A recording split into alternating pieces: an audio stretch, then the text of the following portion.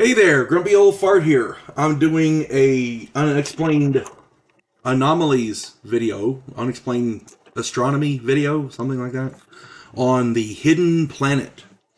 I did a video sometime back titled Sumerian Astronomy. Check it out before you watch this one. It's very important that you do that.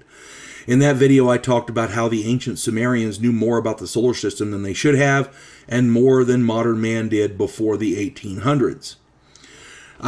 Go and check that one out before you watch this one. Before I do get into this one, however, if you enjoy my content, it would really help me out if you'd hit the like button, subscribe to my channel, share my content on social media, and post a comment or two. Remember, I welcome your comments, even if you disagree with me. If you enjoy a good book, check out my author page on Amazon. My pen name is H.L. Anderson. You can find all 7 of my books there. I like to think I write good stories that make you think. According to ancient Sumerian mythology, the planet Nibiru is on an odd orbit. It zooms through the solar system on regular intervals, and on one such trip, it smashed into a planet in our solar system called Tiamat. The collision formed what we know as the asteroid belt. That is Sumerian myth, and up until now, there's been no solid proof that such an event actually occurred. It does explain the asteroid belt and a few other weird gravimetric anomalies, but I mean, let's face it, there was no actual proof. Now, in 2016, scientists studying the Kuiper belt noticed something odd. Now, the Kuiper belt, if you don't know, is a debris field on the edge of our solar system. There's tons of asteroids and like that out there, and it's pretty standard stuff. Essentially, the smaller stuff emit this stuff is at the very edge of the gravimetric pull of our star, so it kind of circles the thing. They orbit, but not in an orbit like a planet would. You see what I'm saying? They're anyway. It's a debris field along the edge of our solar system. The scientists noticed that some of the objects in that field had strange orbits. I can't read my own writing. Strange orbits. And they theorized that some unseen object was exerting a gravimetric attraction on them. So the scientists started doing a little investigation. They started trying to calculate what it was and where it could be.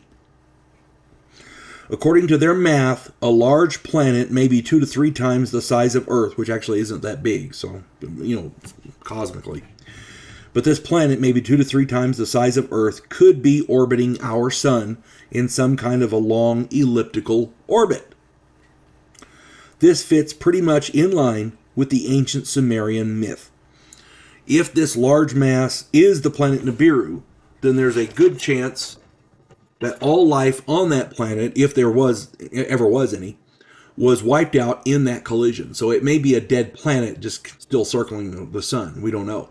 I can't imagine 2 planets colliding being good for either civilization, if there were some.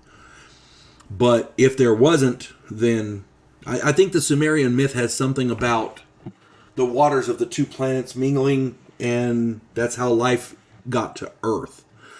Now, I can see if there was life on Nibiru when it hit Tiamat, or life on Tiamat when Nibiru hit it, that it broke off chunks of asteroids, and these asteroids contain microbial life or whatever, and those asteroids found their way to Earth, and that may have been what caused the life to begin on Earth. I don't know. I'm a Christian, so my beliefs are a little different there. My contention there is the Sumerian mythos accounts for that, and it shouldn't. The trick now is to prove Nibiru exists. Currently, our telescopes are unable to see it. Now, that's the only part of this story that I don't agree with, as far as that I have a problem with, I should say, because we have the Hubble telescope, we have what's that other one? Oh crap! There's another. They have a couple of other really advanced ones, more advanced than Hubble telescopes out there, and they're finding all kinds of different stuff in far off. If they can see those things, then they should be able to see a planet out there, you know. But they're saying that our current telescopes are unable to see it. Maybe it's on the opposite side of the sun and we can't physically see it. I don't know. Again, you know, solar astronomy, I don't know. Advancements in technology give researchers hope that within the decade they might be able to spot Nibiru, this hidden planet. If this planet does exist, and it is on such an odd elliptical orbit around our sun, then it may prove a significant threat to our existence. At some point, possibly hundreds or thousands of years in the future, the planet will come barreling through our solar system. It won't dodge anything, and it's unforgiving. It's probably not aiming for Earth, but it's not avoiding it either. If it hits Earth, we're all done. We are done.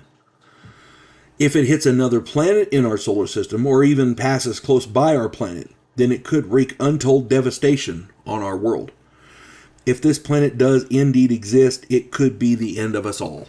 And I don't say that lightly. It may not happen for over 1,000 years or more, but if this planet does exist, it's going to be deadly. Eventually. Again, it could pass through our solar system and not hit anything 100 times. Amen. But if it comes through and hits something, the gravimetric forces will wreak havoc on our planet. If it hits our planet, we're screwed. That's all there is to it.